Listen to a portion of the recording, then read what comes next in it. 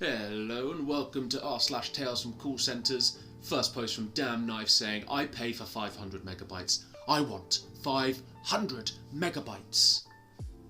I work on a telecom sale line, but most of our calls are customer care or technical that end up pressing the wrong button because they use a super strange phrasing, so people get confused and we are obligated to sell them things. So, most of the job is just transfer calls to other lines. So, this lady calls. I want to know how many megabytes I have on my plan. Well, you apparently have 16 gigabytes, but in my contract it says I have 500 megabytes. Yeah, but when you subscribed you must have gotten some kind of special deal, but don't worry, 16 gigabytes is a lot better than 500 megabytes. The lady then gets really upset, screaming if she pays for 500 megabytes, that's what she wants to have. I ask her to wait till I transfer. I talk to my colleague in customer care before the transfer just to tell her this is what the customer wants, and for her not to even bother explaining that 16 gigabytes is better than 500 megabytes. Out of curiosity, I take a look at her data usage, and most of their cell phones expend somewhere between 2 to 4 gigabytes. So she will pay at least 20 or 30 euros in extras from now on. Edit, just to clarify, English is not my first language, so I got lost in translation. I didn't just say 16 gigabytes is better. It would be more accurate, 16 gigabytes is way more than 500 megabytes. And her issue was to have anything different other than what was in the contract. This could be malicious compliance at the same time. How can it be less when it's a megabyte? Do you understand what the word mega means? Giga, mega, mega's bigger than a giga. I used to work at a call centre for 2 years, and let me tell you, things like this happen sometimes, and it feels so good. It feels so good. There's a reason why this is the top post of all time in the call centre subreddit. I wonder if you called it 16,000 megabytes, the user would have had the same flip out. Oh yeah, clearly you don't know the difference between a gigabyte and a megabyte, only that 16 is less than 500. But if you're not a tech person, you might not know it, but listen to the person on the phone telling you. If they say it's more than that, don't just argue.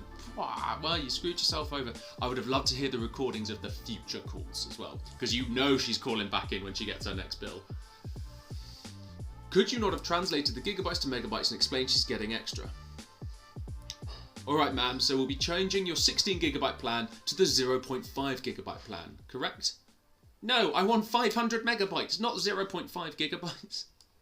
Now moving on to the next post from Sleeper Nick says, if you cuss before you tell me why, I'm hanging up. So, this just happened. I had a caller we will call IC for irate caller. Call goes a little like this. Thank you for calling, this is Sleeper Nick. F you and your stupid company you work for, nobody that... Click. And I go about my business. I didn't know where he was from, what company, what his gripe was, anything. And he didn't let me get out the information about my company before he started yelling and cussing. Whatever. 5 minutes later, get another call, same guy. Thank you for calling, this is Sleeper Nick. You effing hung up on me, you effing... Click. And I go about my business. This is all on a recorded line, I don't have to explain myself why I hung up on anyone either, because I can just say, pull the call, and they'll see he was an extremely aggressive person right off the gate. Oh well. About 5 more minutes later, same guy, last call, yay. Thank you for calling. If you hang up on me one more time, I swear to God, I'm going to go to the effing CEO and get you effing fired. Okay, click. Honestly, I'm not this ballsy usually, but we had a meeting about dealing with irate customers and how if you can't identify their concern with the company, you don't need to deal with the anger. Well, they called my boss and immediately started yelling about me and how bad I am to the company. So they did what every company would with recorded lines. They pulled the calls.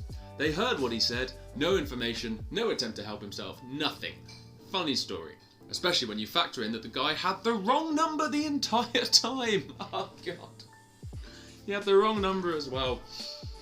Where I work, we're supposed to somewhat lay down with the insincere, I'm sorry to hear that, how can I help? And only if the customer continues, we warn them before eventually hanging up. That said, we also had meetings about lost work and some POS screaming is very likely going to get a click from me. If no account populated during that call, there is less hesitation. I think he just called me as well. I'm taking a full 10-minute break after trying with this man. Sounds like this guy's doing the rounds. I've got a similar story. I'm going to add my own comment to this. I work for a bank, and I got a phone call from a woman. I did my usual, hello, thank you for calling Reddit Recreations. How can I help? You scumbag, I'm gonna sue you. Whoa, can you hold down? I hope you get bummed in prison, she said. And I was like, what? Excuse me? You hope I'm gonna get bummed in prison? Can I get your account number maybe? No? Okay. And she just carried on swearing, carried on saying, I'm gonna get bummed in prison. I was like, I don't even know why I'm getting bummed in prison. If that's happening to me, I at least want to know why it's happening to me. But no, she wouldn't say anything, so I hung up. I didn't hang up right away like this guy, because honestly, those jobs are really boring. And for me, I don't get offended if someone's shouting, I hope you get bummed in prison. It's a nice switch up in the day. I've had the same call 50 times in a row for the last 3 hours, so you're giving me some different energy. It's actually quite fun. So moving on to the next story. We can hear you when you're on hold. Say goodbye to your discount. Customer service for a food delivery service. A customer calls and said their food never arrived and it was over an hour late. I checked their order number and their food is marked as delivered. So I tried to contact the driver, no luck. Sometimes a driver will give food to a greedy neighbour pretending to be a customer. Sometimes they leave it in lobbies of apartment buildings and it gets taken. Sometimes it's just a system error. So I gave the driver and the customer the benefit of the doubt. I asked if they wanted to be reimbursed or if they wanted the order to send. I asked if they wanted to be reimbursed or if they wanted the order to be sent again, and they said reimbursed. I could have just reimbursed them 50% of their order and gone on with my night, but they've been courteous, which goes a long way in a call centre. So I decided to try and go for the full reimbursement for them. I had to check with my supervisor to get approval for the refund because their full order was just a little over what I can approve myself. I said I'll place them on a brief hold. Supervisor needed a minute, so I was waiting. That's when I hear what's on the other line. She buy it? Yeah, I told you, this always works. That's not the same before, is it? Wow. I hung up and called back till I got someone else. I immediately took them off hold and informed them their refund request could not be approved since the delivery was marked as received and that I could not credit their account. Then I disconnected their call and flagged the account for fraud. They'll likely find themselves banned from the app for a week if this is their first time, and I doubt it is, so it may even be a permanent ban. I could put up with a lot, but I have zero tolerance for fraud or racism. Wow, I sort of saw where that was going, where they'd be on hold and they'd say a little cheeky, oh yeah, I'm just going to use it to get the money back. And then the racism out of nowhere. Just unexpected racism. Where the hell did that come from? It's so out of left field. Jeez. Good for you. That's so frustrating to hear people abusing the system like that. So I do this all the time, working in insurance, and some kid wants to buy a brand new car with a trash record. It's like $6,000 a year, but he doesn't seem to care. I put him on hold and I hear him tell his buddies, I just need to get it off the lot. I'm never going to pay for it. I come back with a hard no. Need payment in full and I could still give it to him, but it would create a huge headache for us. The bank, and most seriously for him. The only one ahead is the greasy sales team that doesn't care if he can make payments or not. That's probably because they get a bonus. He hates me and him, and the salespeople were talking badly about me, but I think I did the right thing. Absolutely did do the right thing there. Well done. Well done, because the sales team, they'll get a bonus, that's all they care about. This guy, if he doesn't pay for it, he will feel the consequences of it. He might not think he will now, but he will. Oh, he will.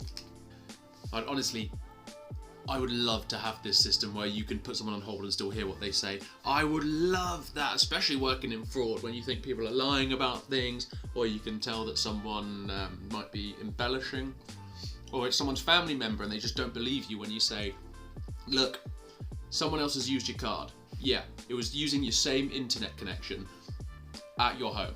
Okay. And it was at the same address. Okay. And the thing that was delivered to your address. Okay. And that wasn't you. No. I think it might have been your daughter. How dare you accuse my child? Okay. Alright. That happened probably daily, that sort of conversation. And then boom, you get hit for a false fraud claim when we find out it is your daughter. Well, I am going to leave it there now. Thank you very much for watching. This has been r/Tales from Call Centres, brought to you by Reddit Recreations. If you enjoyed, please drop a like and subscribe. Put a comment down below. What do you think of these stories? What's your opinion on them? I'd love to hear them. But with all that said and done, I will see you again next time.